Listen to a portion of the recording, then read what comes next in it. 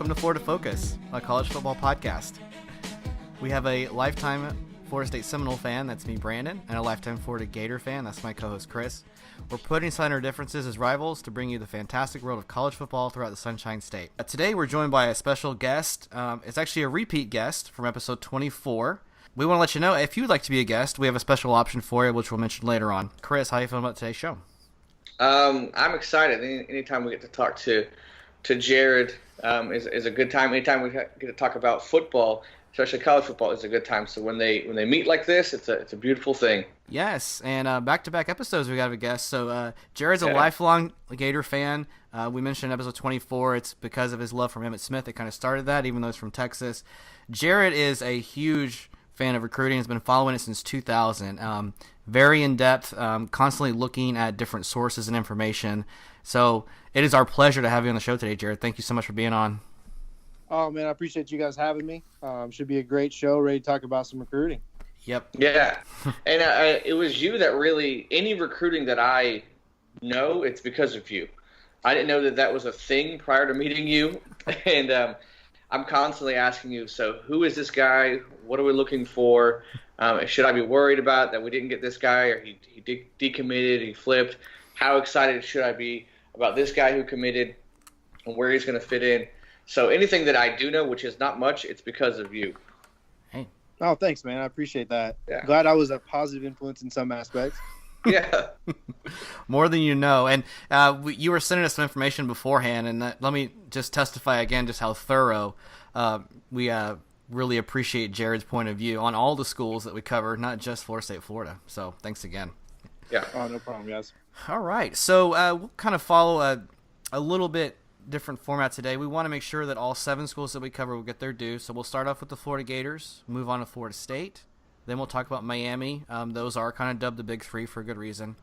And then we'll transition to the other schools that are in the state, UCF South Florida, FIU, FAU. We want to make sure that we cover everything, but we want to kind of start off the top with the Florida Gators. So, Jared, tell us kind of how the Gators did recruiting from mid-December to early signing day until official signing day, first Wednesday in February. And what are some things that really stood out to you about the recruits that are coming to Gainesville? Absolutely. So Florida got off to a really slow start. As you guys know, this was Dan Mullen's first full cycle with the University of Florida recruiting there and bringing in his kind of own guys that he had basically formed relationships with. So this is his first really inaugural class. And recruiting got off to a really slow start with Florida because you had come from a situation with the Gators where really there wasn't much on the field success. You're looking at a really bad 4-win season with McElwain coming in, a lot of uncertainty, coaches firing. So the Gators had a lot of rebuilding to do with the relationships in state on some of the marquee talent. So recruiting for the first few months in Gainesville was really slow, not a lot of excitement. As you start rolling off wins, you start to see some names pop up that are in conversations with, hey, maybe this guy's filling the Gators, maybe this kid's filling the Gators, and eventually come up. And so Dan Mullen ultimately finishes this recruiting cycle with the nation's number 9 overall class. So a top 10 class coming off of the top 10 season. And there's a big argument there on if on-the-field results matter in recruiting. And I don't know that they're the end-all, be-all, but I think they absolutely have a major effect on do these parents feel comfortable sending their kid to a school that only won 4 games? Probably not. So the Gators rebounded in a big way coming off of a 14 class last year all the way to the top 10.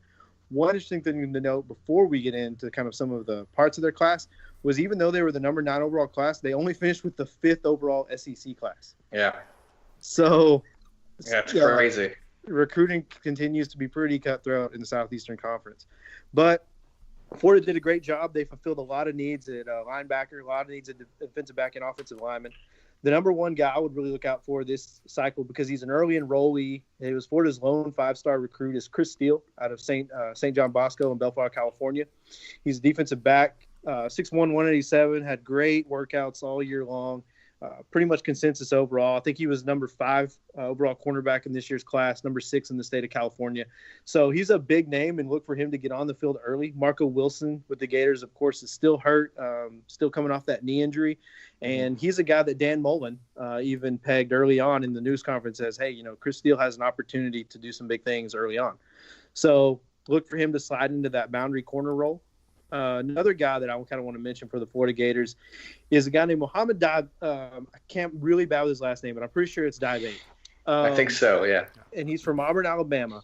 Now, his interesting thing about this kid is he actually moved schools to finish in Florida for some grades, but he was originally from Alabama. And he didn't play much this whole year, and he still finished in the nation's top 100. Wow. And so that's just kind of a testament to how athletic. I'm sorry, I mixed up the name, so I might mess up. Dewan Black was the guy I was trying to say, not Muhammad. But Okay. Dewan Black is the guy. He finished with the nation's finished overall at the top 150 in the entire country. Didn't even play his senior year. Really? It's incredible. And he's still that high. Okay. Yeah, so it might. But sorry about that. I got my notes mixed up there on that one. It happens. You have notes, so that's you're a step ahead of me. So Florida did a good job.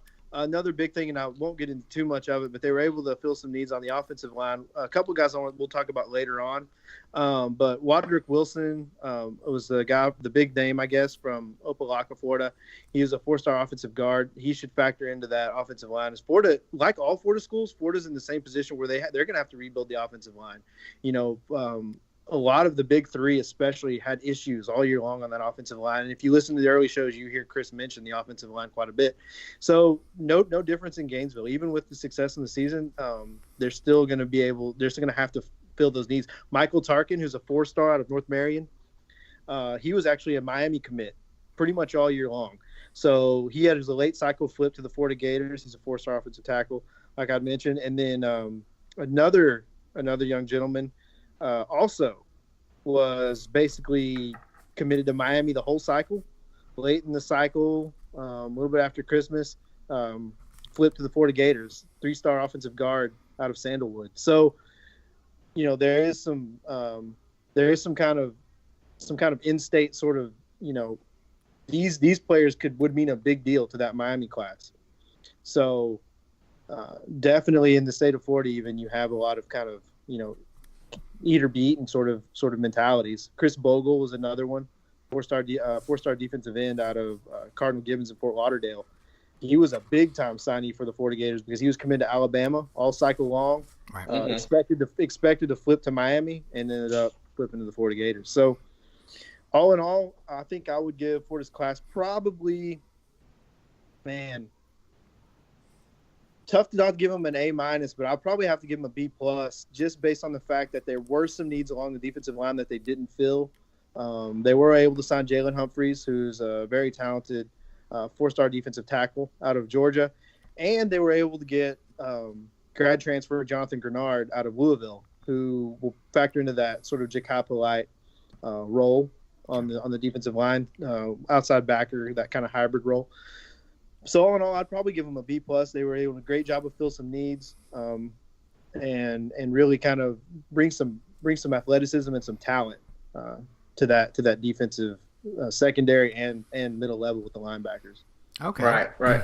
So with Mullen, like he started off doing everything right, but the one thing that and you and I have talked about this, Jarad, like the one thing that really he just didn't get going right from the bat was recruiting. But now you see with this class, of course, on the field helps. But with this class, he's finally getting that as well.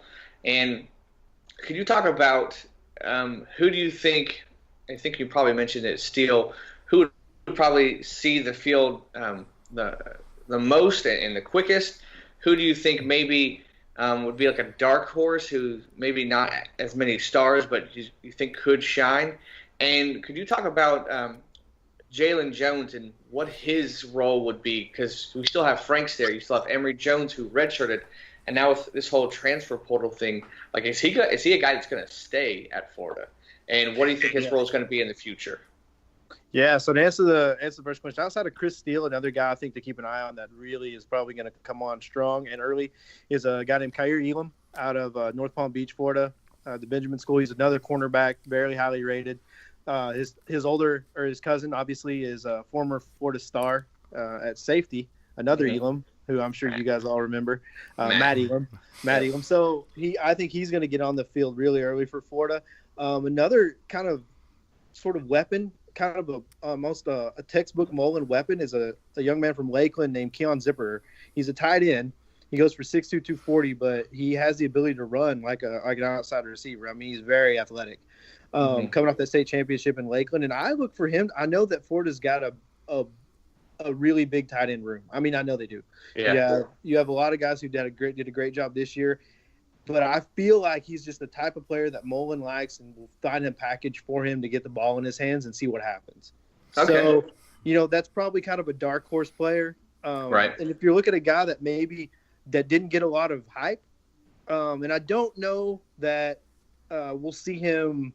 I don't know what capacity we'll see him in, but the guy that didn't get a lot of hype that I'm very high on is a wide receiver named Deontay Marks out of DeLand, Florida. He's about 5'11", 178. Now, here's a guy who only ranked in like 489th nationally, but it's because he didn't go to a lot of camps. He didn't go to a lot of Nike combines. He didn't go to the Orlando Combine. He didn't go to the Open Invitationals, where a lot of the recruiting services rank these players and kind of get a feel for them. And he's a guy that was mentioned too, also by Mullen, as somebody who stood out very much on film. And I want to say that staff even thought that he was one of the best wide receivers in the entire country. Out of all the film they watched, he was one that they pegged that said, man, this guy can play football. So Deontay Marks, wide receiver out of the land, I absolutely would keep an eye on. Now, Florida's got a lot of receivers coming back this year. Florida kind of was able to do what a lot of schools want to do, is, the number one recruiting class is keeping the guys that you need to keep. And Florida was able to keep some of those guys from going early. I don't want to say keep them from going early, but was able to get them back, for another year to hopefully improve their draft status and get paid more. So, but Deontay Marks, 3-star, kind of relatively unknown. Keep an eye on him. Okay. And as far as the Jalen Jones question goes, so Jalen Jones is a project quarterback. He knows he's a project quarterback. He's mentioned that in interviews, where he is very comfortable with taking that red shirt. Of course, he's from Richmond, Virginia.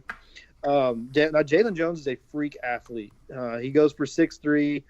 He ran a 4.5 flat at his first combine, and then came back with the Nike Spark and ran a 4.45 under the lasers. So you're looking at a quarterback who is legitimately 4.45 speed, 4.5 in the shuttle, 32-inch vertical leap, has a very strong arm. And I think he fits into that Florida quarterback room. He's going to take a red shirt his freshman year. And so you're going to look at a guy like, Franks, who's obviously, I think he's going to, there's really no shot that he's not the starter. He finished the year off great. So, he's going to be there. Emory Jones had a great first year in the moments we saw him. We can see the growth.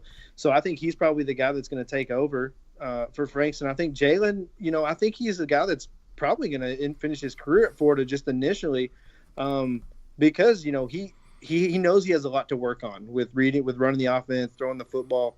So very talented, very athletic. Much more like a quarterback you would have seen in some of Mullen's past offenses, with the ability to really just openly run. Franks isn't a natural runner, but he has the ability to run, whereas Jalen Jones is very, very much a natural runner. So, he's just another weapon, and it's not really, out of the spectrum of possibility to say that Jalen couldn't get on the field as a quarterback in some different packages. We all know Mullen likes kind of the gadget plays and the trick plays, being able to catch the defense off. So I wouldn't be surprised to see Jalen on the field as a redshirt freshman, maybe redshirt sophomore, probably more likely, just in different packages. Yeah, well, with the new redshirt rules, it leaves room for stuff like you just said to happen. So, yeah, absolutely. Yeah, I had a question, Jarad. I wonder if you might weigh in on this. It seems like out of the Florida schools, the Gators had the biggest reach geographically. What do you think leads to the success to getting guys from California, Louisiana, and scattered across like the Southeast and beyond? Yeah, so really I think it comes down to relationships and being able to kind of build those. Now, Chris Steele was a guy, and part of it also has to do with the geography going on of where that player lives. So in Chris Steele's instance, you have a school in USC who is very interested, who had a lot of coaching turnover. They had a lot of issues kind of on the field, being able to win consistently. And so all of a sudden, the school that he was really attracted to maybe doesn't look so attractive to a player.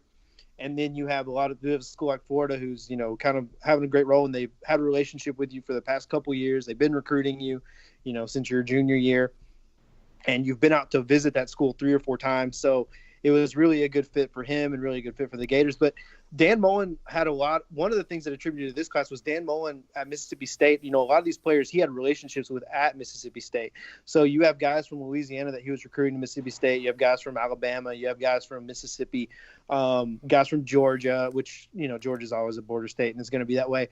Virginia, who's always a big state for Florida. So you had those relationships with those players when they were recruiting at Mississippi State, and then you bring a lot of that staff from the Bulldogs to Gainesville. So it really didn't make sense to just reset your whole recruiting board. It made sense to kind of go after the guys that you already knew and you already knew could help you. So that had a lot to do with it. And then also Dan Mullen on his staff has a lot of good area recruiters. So he has a lot of guys that know the state of Florida really well, but he has a good area recruiter in Virginia. And some of his assistant coaches have great relationships with those players in California. So it's kind of like a toss up. Can you get a guy on campus in one of your junior days from out of state, and then once he sees your campus, having that relationship with a coach or maybe other players on your team that are from that area. So right now in the 2020 class, Florida's recruiting some kids from California, and when they come visit, obviously Chris Steele will be their host. So you'll have that connection there. Yeah. So Florida did a good job of kind of reaching out nationally. It's something that Urban Meyer did when he was in Gainesville too, with Ronald Powell, who's a consensus number overall from California.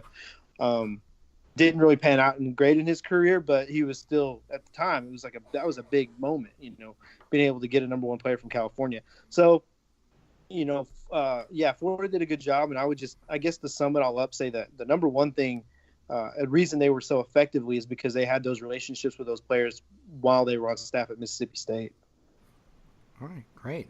All right. Yeah, any last questions, Chris? I had one more thought, but I'll let you go first if you have something. No, he answered a lot. I guess one real quick, just quickly tell us, like you said, they're rebuilding that offensive line. Who do you think has a chance to start as a freshman this year on the offensive line? Yeah, so offensive line's a tough thing to do coming in early. We talk a lot about the quarterback position being kind of tough to get on the field early, but offensive line, man, there's so much that you don't learn in high school, from the different kick steps, from the different blocking assignments, from the different, way that the guards and the tackles. When you have guys that have played tackle in high school that are going to be guards at college, just because of the learning curve. So It's a lot. I guess if there's a guy I thought that maybe could come in early, man, it would be tough in Florida's class. I kind of think, I would want to say probably the guard, Kingsley. Okay. Now he's only a 3-star, but he has the size to go right now. He doesn't have a ton of really bad weight that he's going to get rid of. He's going to be on campus relatively early. So, he's already on campus right now. He's from Jacksonville. You're looking at 6'3", 290, can play that guard spot. And I wouldn't be surprised to see him maybe be in a conversation for some early reps, just based on the fact that he was already on campus. William Harrod is another one who's already on campus, already learning, already going through workouts. Right. It's just that tackle spot. Now, the tackle spot that he plays is much more of a need for Porter right now. But can he get on the field and, compete in there? I don't know. So it's always easier for me to project guards than tackles, just because there's so many questions with that tackle position. But Harrod definitely has the size, 6'5", 312. Obviously going to go through Coach Savage's strength and conditioning program and be ready from a physical standpoint. And if he's able to do that, he may be the guy. So probably those two would be the two I would pick. Okay, great. Thanks, because that's definitely something I'm going to be looking at closely, because that's a lot of people are returning on the offense side of the ball, except for the offensive line. So getting that is going to be crucial. Getting that unit going early is going to be crucial. Yeah, and I think four of Florida's 9 early enrollees were from the offensive line. Right, right. So I think you could say it's safe to say that they met that need. All right. Well, that leads into another question I had, Jarad. It looks like offensive line was addressed. Was there any specific position or group you thought the Florida Gators did really well at and or really needed to take more guys at that spot? Yeah, so the position that I think that everyone would say they did well at would be defensive back from a talent standpoint. You're bringing in, like we mentioned, Chris Steele a lot. We've mentioned Kyer Elam. You have another guy named Jaden Hill, who's from Alabama.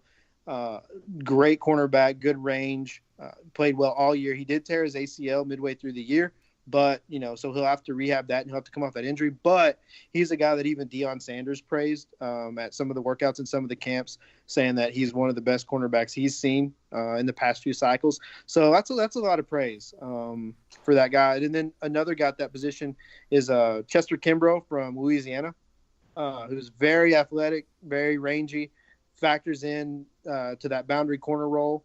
So I really like what Florida was able to do at the cornerback position. What I did not love was what they were able to do at the safety position.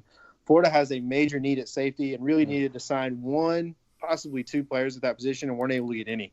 So while they cleaned up on talent from the outside standpoint, the quarterbacks, the defense, and real linebackers, and your safeties, Florida did not a good job at with safety. And really defensive line too was another position of need that, like I said, they were able to get Jalen Humphreys, you're able to get Jonathan Grenard, who are two keys, but you really needed another body there, in my opinion, just in case of injuries or something like that. And it's just always good overall talent. So that's why, I'd probably have to give them a B+ overall because of their misses at the safety position and the defensive tackle position. Okay. All right. Excellent. Thank you. Great synopsis of the Gators. So we'll go ahead and transition now. I know that you're not a huge fan of Florida State generally, but we appreciate you doing a lot of research and seeing the guys that we got for the Noles. So what were your initial impressions on what Florida State did, how Taggart did on the recruiting trail, and maybe some things that kind of stood out? Yeah, so, one of the kind of interesting things with Florida State was they're coming off of, I think what every Florida State fan would say was a subpar year. Kind of a tough year from a wins-loss standpoint. A lot of overhaul, a lot of culture changes. I know you've mentioned throughout the class. But when I really look at Florida State's class, you look at a class where it's tough to say if things are as bad as they are or if things are as good as they seem. Because, they come off the 5-7 record, you end the nation's longest bowl streak, but you're still able to bring in the 17th ranked class in the country. So that's really nothing to sneeze at. A top 25 class after a 5-7 season is pretty solid. And not to mention that, but they were also ranked number 2 in the ACC. So Florida State brings in the 17th best class in the country, which is low for Florida State standards. I get it. But they also bring in the second in the ACC, which is – so Clemson's the only people that out-recruited them. Mm-hmm. So from a standpoint of overall, on paper, Florida State's really not in that bad of a spot. It's when you kind of open that book and you kind of sort of look at what they brought in with their class that you kind of start to see some of the holes. For a second year in a row, Coach Taggart wasn't able to sign a quarterback. Mm-hmm. And that's a major, major concern for the Florida State Seminoles. But what they were able to do is bring in a lot of bodies along the offensive line. So it's kind of a mixed bag when you look at Florida State's recruiting class because you have some absolute playmakers. On defensive, you're talking Akeem Dent, the 5'11", 180-pounder out of Palm Beach, who's as good a cornerback as there is, in the class. You're looking at, Dante Lucas, another early enrollee from IMG, who's, the 6'3" offensive guard, who's probably going to factor into that Florida State, that offensive line really are because they need the bodies. You look at Jaleel McRae, who's a linebacker from IMG, who was, I think, committed to Florida at one point. So you bring in the top tiers of guys. You bring in Brendan Grant, the safety from Kathleen, Florida, Lakeland. So you bring in a lot of really talented guys and Quashawn Fuller, the defensive tackle. But where you really missed was that quarterback position. And I think most Florida State fans would look at that and really, even if you had finished in the top 10, top 12, everyone's going to be happy with that. But if you finish with that without a quarterback, I think most Florida State fans and most Florida State people following, they're going to look at that class as just a really, it's really tough. because of what's going on at Florida State with the quarterback position. Of course, you have DeAndre Francois, who's dismissed from the program, and so now you're really going into the season with one scholarship quarterback in James Blackman. So you really needed to bring on some talent at that position, and they weren't able to.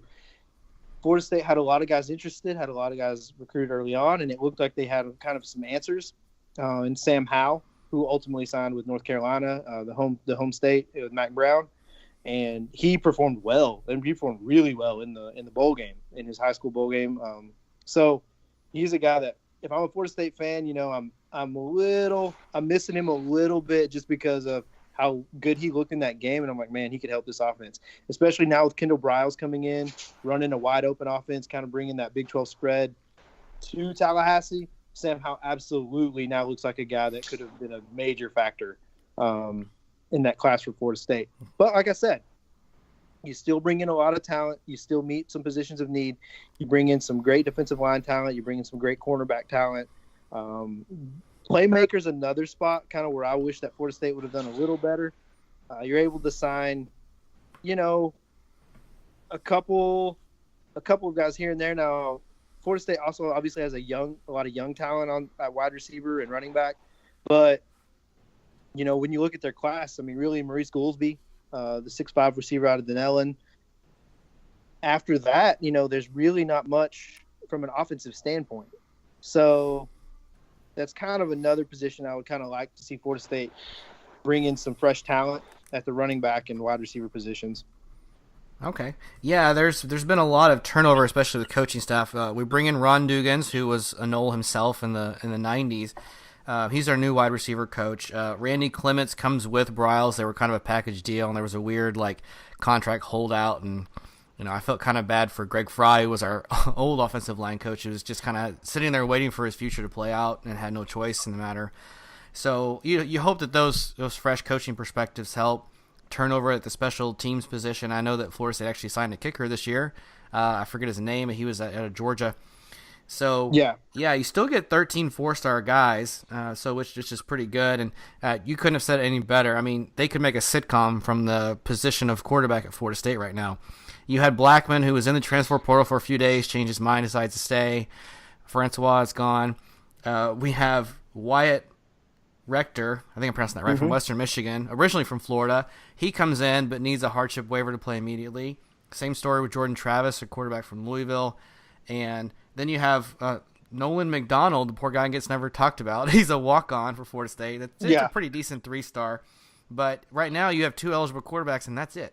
So you hope that you get some solutions pretty quickly, and I think we increase our odds to get at least one of those guys signed to play this coming year. Yeah, absolutely. And, Florida State's really not done at that position either. They're still kind of waiting on positions in the recruitment of Nick Starkel, who is in the transfer portal, Texas A&M quarterback, which is kind of interesting that you have a now Jimbo coach guy potentially going back to Florida State. So that's that could be a fun story to follow, an interesting dynamic. One thing for certain is that Jimbo absolutely knows quarterback talent, and Starkel is a good quarterback. Now, he was on A&M's roster before Jimbo got there, but he just ultimately didn't win the job over the incumbent, but he's still a really talented player. He still had a year with pretty good quarterback coaching, so that could really factor in for the Knowles class too, going as we move forward. He's a guy that he is going to visit Florida State. He's mentioned that he is going to get out there and visit Tallahassee, so that's another name to keep an eye on. But like you mentioned, Jordan Travis waiting on that appeal to play. So you have the names. Can you get the bodies? And that's really going to be the linchpin of being a successful year of recruiting for Florida State and not a successful recruiting year in Florida State. Now, obviously, like I've mentioned, there's a lot there. You bring in the offensive line help. You bring in the defensive line. You bring in the cornerbacks. But without that quarterback and really, no signings at wide receiver or running back, you're really kind of hoping that the talent you have on that roster can A, stay healthy, and then B, continue to develop. Yeah, we're kind of hitching our wagon, I would say, to Briles coming in and making this. I mean, he's done it already, right? You see his success at Baylor. In the time he was with Lane Kiffin at FAU, they were a 10 and 11 win season. And then this year at Houston, just huge success. You'd like to see the baggage not be there. There's a lot of controversy around that hire, but you still have Tamarian Terry at the wide receiver position. The unfortunate thing is, some reason he redshirted his freshman year under Fisher, and so this could be his last year if he continues to be as successful as he is. And so that's the big thing to me, that could really throw a wrench in the depth of the wide receiver position. And Cam Akers didn't quite have the year we would have wanted, but you can say a lot of that's offensive line. Not all of it. I mean, the offensive line didn't fumble for him, but there's some things here and there. You mentioned a lot about defense. Does it seem to you like that was the strength of the class? That's kind of what I gathered. I mean, it's almost up to the Florida Gator standard now, right? Yeah, no, so the Noles did a great job with the defensive class. So I mentioned Akeem Dent. I didn't get to Raymond Woody III, who's I think he's from Florida. I think he's from Tallahassee. Yeah. But he's a 4-star safety from there, I believe, in Tallahassee. So I mean, he's a great playmaker. Had a great high school career. A guy I didn't mention was Travis Jay out of Madison County, Florida. He's another highly rated 4-star cornerback. I mentioned Quashawn Fuller, the 4-star defensive end. And really, I mean, Curtis Fan, who's another 4-star defensive end out of Georgia, strong side defensive end. So he'll play the strong side of that defensive line. But they were able to do a great job of bringing in, I think, a handful of players who could possibly get snaps early, especially in their early enrollees. I really don't see any way that Akeem Dent is not on the field early for Florida State. I don't know that cornerback is a major position of need for theirs at the moment, but he's just such a talented guy. I don't know that you're going to be able to keep him off the field. Yeah. I like the additions of Jalil McCray and Kalen DeLoach at linebacker, and that was probably one of the weakest spots of the Noles last year. So, yeah, I think they plugged some holes here and there, but you can't ignore what I would call the, quote, quality losses in recruiting. I mean, you had LeGrand, the quarterback I think he's from Louisiana. He ends up signing with Maryland. Nick Cross, that was, his parents didn't want him to come to Florida State. They wanted to go to Penn State, and then Maryland, out of nowhere, grabs him late on. And then you mentioned Sam Howell. So these are probably 3 guys. I mean, you never can tell with talent. Some of these guys are 3- and 4-star. If that translates to success on the field, but the way they were promoting the school and the way that they were verbally committed for such a long time, and then to switch last minute, that has to show a little bit of concern. It does. It does show a little concern, and especially with Howell and Cross. Their situations were probably a little different than your normal situation because, a lot of their stuff was some family decisions and some, there's a lot of other factors that are extenuated beyond just what school you want to go to in their situations. But they're both players that could have helped Florida State right now, especially in Howell's case. And I really think it's just kind of like what you were going through with the end of the Coach McElwain era at Florida, is that there's just a culture change that has to take place. And unfortunately, that takes time. As fans, we want to win now. We want the best right now. And unfortunately for us is that some of those things just take time to kind of overcome, time to heal, and you have to be able to build those relationships. One of the things that Coach Taggart, has been really, really great at throughout his career is recruiting. He's great. He's great in the homes. He's a guy that can go into those houses and really pitch that school, and Florida State should be, no different. But unfortunately, you're coming off of a tough year. And like I said, I think that's where you see that maybe it's not as bad as it seems, and maybe also it's not as good as it seems, because Coach Taggart was still able to bring in a top 20 class despite going 5-7. He did miss on a quarterback, but he still brought in a lot of top tier talent. So, really just continues to be kind of a mixed bag there. And I think the players they got will absolutely help them. It's just going to really come down to, can they nail that one really strong graduate transfer quarterback? And that's going to kind of be the linchpin for this class. I don't know that they need a quarterback to play right now, because I think James Blackman can be very successful.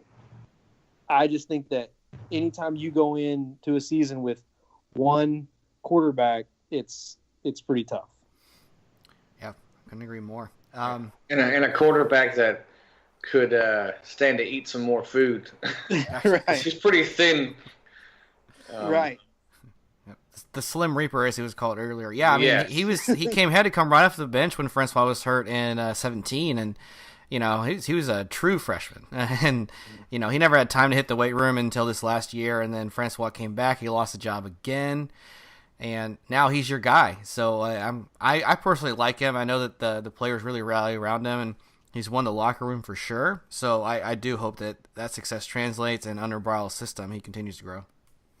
Yeah, absolutely. And like I said, I agree with you 100%. I think Blackman has the talent.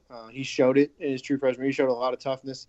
Not always the most, dynamic player, but you're at the time he was a true freshman running probably the most complicated offensive system in the country. So, you gotta be able to take that with a grain of salt. So, like I said, I think they absolutely have the pieces in place. Coach Bryle's system should help him out a lot. Should help hopefully get that offensive line going, and that's probably going to be the biggest thing for Florida State is can they continue to develop that offensive line? Yep. All right. Well, any last thoughts, guys, before we move on from Florida State? Nah, I'm good. Yep. If you had to give them a grade, Jarad, what would you say? B minus? Oh, man. So like I mentioned, it's, they were able to bring a lot of talent. Without that quarterback, though, B minus, borderline C plus. Okay. That's kind of where I'm at, so I think we're pretty much in agreement there. All right. So that'll cover the Gators and finish up the Seminoles. Another part of the Big Three are the Miami Hurricanes. So they've had an interesting season, and they're actually replacing a head coach. What were some things you noticed there? Same questions. Anything they missed on, or what were some areas they can do better on, or maybe some surprises along the way? Yeah, so it's kind of like an up-and-down football game for the Hurricanes recruiting season in 2019. You hear that term "tale of two halves" a lot, and that's honestly, if you could believe it or not, that's probably the most fitting analogy for Miami's recruiting season.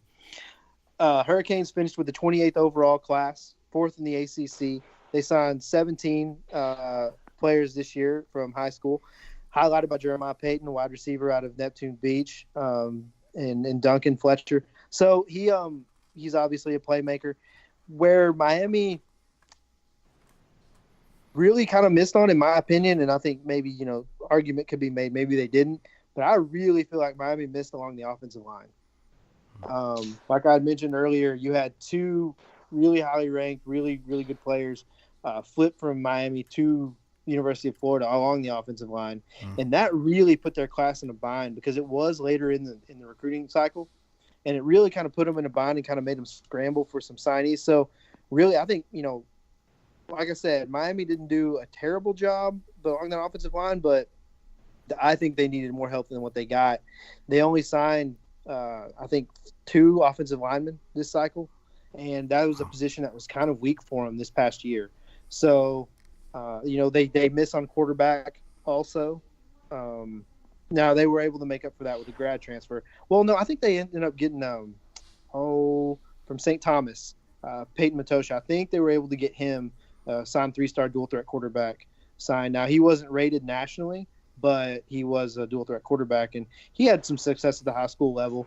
And then of course the grad transfer Tate Martell, who they're still waiting to see if he can get a waiver. So you really have a team who I think missed on the offensive line. I think they did a good job at wide receiver because I think Peyton's the real deal. I think he's going to be a great possession receiver for the Canes down the stretch. And I think they did a good job with some of their defensive line signees because you have Blissett, who's from Poly Prep in Brooklyn, actually. And I think he's going to be really well. He's going to do really well for them. So, and then, of course, Jafari Harvey from Vero Beach, the 4-star defensive end. I think he's going to end up having a pretty decent career for the Canes, too. So I think they got a few players they needed, but I think they really missed along the offensive line. A lot of that, like you said, there's a coaching change there. You got to kind of scramble. Kind of uncertainty. Now, Diaz was on staff there before, so he was able to kind of salvage some of those relationships, but all in all, 28th class at University of Miami is probably not going to cut it long term. Probably going to want to see some growth from that just in this next cycle. And kind of off topic, but the Canes are off to a very hot start in this next cycle because I think they have a top 5 class right now for the 2020 cycle. Wow. Yeah. And that's go ahead. Now, I was going to say, Florida State is nailing it next year, and we have like a plethora of quarterbacks, but they're coming a year too late. Right, yeah. So one thing I want to comment on, and sorry to cut everybody off there. But like I mentioned, the tale of two halves for Miami. The first half in recruiting was not so good. Like I said, you only signed 3 offensive linemen, but then you have this wonderful, magical thing now called the transfer portal. Yes. And that's exactly what I was going to say. Yep. Miami almost used the transfer portal as a second recruiting cycle while they were recruiting their first cycle. They were able to sign 9 players from the They were able to get 9 players from the transfer portal to come to Coral Gables. Now, one of them was already in Miami and just put his name in the transfer portal and came back, wide receiver Jeff Thomas, who they think a lot of there. But you have a lot of guys here that really could fill some positions of need. You have Trevon Hill, the defensive end for Virginia Tech, who's eligible immediately. So Miami, like I mentioned earlier, Miami missed out on Chris Bogle, the 4-star, and so they're going to really fill his spot with Trevon Hill, who has Division I experience, played at Virginia Tech, and now is going to be eligible immediately for Miami. That's got to be a big signing for them. Bubba Bolden, who's a safety, also eligible immediately from Southern Cal. Now, he's a guy to keep a name on because he hasn't had very much success with the Trojans. But he's another guy at a position of need who has Division I experience and has played at a high level. He knows what it takes to, work out at a program. He knows what that schedule is like. It's just anytime you can have a player who's been through those situations, even if it's another school, is incredibly beneficial because if you're coming in from high school, you don't really know the ins and outs in the day-to-day. But you have a guy like Bolden who's played at Southern Cal, has played at big-time college football, knows what to expect. So you look at a guy who could probably factor in pretty heavily for Miami in the secondary. And then, a handful of other guys. You have Austin Martin, who's a running back from Auburn. Now, he's pending an appeal, so he's going to have to win an appeal to be eligible immediately. But that's another guy. That's a big signing for Miami. Austin Martin's a very talented running back. Goes for 5'11", very highly recruited out of high school. So Auburn, it's a little crowded there. So he's going to stretch his legs and get on the field at Miami, and he'll absolutely see the field if he's able to get that. And then, of course, we mentioned Tate Martell, who's probably the biggest signing, dual threat quarterback transfer from Ohio State. When Justin Fields transferred to Ohio State, Tate Martell immediately transferred to Miami. So if he can get an appeal and play early, that's going to answer a lot of questions for Miami because like Florida State, Miami has a lot of questions at the quarterback position right now. Wow. Yeah, I agree there. I think Miami ended up somewhere in the 30 overall range for recruiting, and, there were a decent amount of 3 stars. One of the things I was just looking at some of the players that kind of shifted around, and I think, Chris, you'd mentioned this a little bit earlier, is, one guy you get from Alabama, and then you get like one guy from Florida State, and then they decommit, and then they kind of move around. They kind of change their mind a lot. But, a lot of those bigger schools just can't guarantee the playing time. Maybe the position's kind of thick, so they can promote, hey, you can come on the field right away. But that was kind of my just high-level takeaway from the Canes. What were your thoughts? Yeah, they have the early signing period and the signing period and then the late signing period with the transfer portal. They hit them all. And one thing, probably the most Miami thing that they could do is signing that punter, Headley, oh, yeah. with all the tats. Was he like a rugby player? Yes, that guy looks intense. Yeah, he looks like it's kind of like that movie, The Replacements. Their whole recruiting class is like The Replacements. Let's just pick and choose the most strange guys and stories from all over and put together a team. It's very interesting and fun to watch. Yeah. Another guy, and his name, Louis Headley out of City College of San Francisco, I believe, is the punter you're referencing there, Chris. Yeah. A 3-star punter, which to get a punter ranked nationally, even in the JUCO rankings, is pretty impressive. Number 1 punter in the JUCO rankings there, so that's pretty good. Yeah. Jalen Phillips is a guy I didn't mention, he was a 5-star out of UCLA, but he's had a lot of injuries, and he was looking to be a player that could have been eligible to pending an appeal to play immediately, but he just announced that he will indeed be taking this season off. So that could end up being a blow to the Canes because he is a really talented guy who's had a lot of experience. Excellent. All right. Well, any last thoughts on the Hurricanes? Where would you give the grade there on them, Jarad? Man, like I said, they were able to bring in the class with some talent, but overall, no real standouts in that class. There's not interesting thing about my class. There's not one guy you could point to in that class and be like, man, this guy is, sure bet real deal. We'll see him in August or September. So I would probably have to give them a C+ just for the moment. Now, if Tate Martell gets that immediate transfer, that could bump that grade up. All right. Pretty fair. Awesome. Well, yeah, Florida State, Florida, Miami have been really the big three schools, and they got the title for a reason. There's a lot to be said about the other schools that we cover, UCF, USF, FIU, FAU. And we want to take a little more time with Jarad to continue to cover that, but we want to be respectful of our listeners' time as well, so we're going to go ahead and end this episode a little bit early. This will wrap up where Chris will kind of be participating since we covered the Gators, and I'll kind of handle it the next episode with Jarad. But Chris, can you remind our fans how they can reach out to us and contact the show?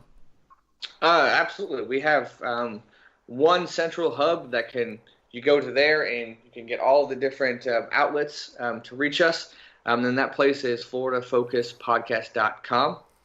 And once you go there, you'll see a link to Facebook, to YouTube, Twitter, our email, Instagram, and of course our Patreon account. But you go to floridafocuspodcast.com and you can find all the other ways to reach us. And we'd love to hear from you. Maybe your ranks of the classes, and maybe some players that we did not mention tonight. All right. Excellent. Yes, thank you so much. And if you have a minute to give us some feedback, some honest 1 or 2 sentences would really help improve the show. And we really want to hear from you guys as well. Stay tuned where Chris will be leaving us, but Jarad will continue to join us, and we will cover UCF, USF, FIU, and FIU, so we get a full scope of what the Florida State landscape will look like. All right. This is Brandon saying, Go Seminoles. Go Gators.